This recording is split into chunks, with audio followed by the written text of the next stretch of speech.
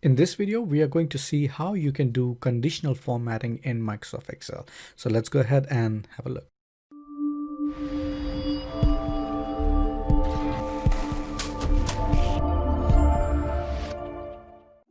All right, so imagine that you are working on your Excel document and it's a large Excel document, or maybe you have various Excel worksheets available, right?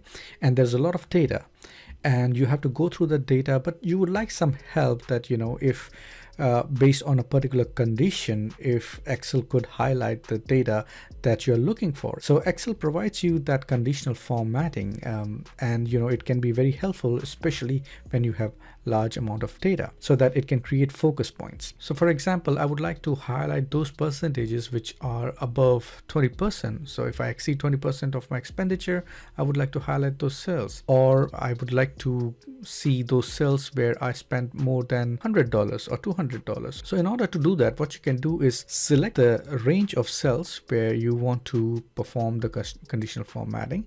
So in this case, I would highlight B4 and D8, and then under the Home tab and under Styles, you will see conditional formatting over here. So if you click on the drop down, now there are a lot of options which are available within Microsoft Excel which you can use. So we are going to select highlight cell rules, and then I would say greater than, right? So I want to see all those values where I spend more than, let's say, $200. So let me click on greater than, and then over here I will say, okay, just highlight those cells where I spend more than $200, and you can see that it has already started working and it is already showing the expenditure is more than $200. Or maybe I would like to see the cells which has expenditure more than $125, and you can see that it has already started highlighting those cells. Now the system automatically picks up the highlighted color over here. So over here it is selecting light red fill with dark red text, and there are certain presets which the Excel already provides, so you can choose among all those colors, or you can choose your own custom format. So right now we are okay with this red color, and then we can click on OK. This thing is dynamic in nature. So for example, if I say that maybe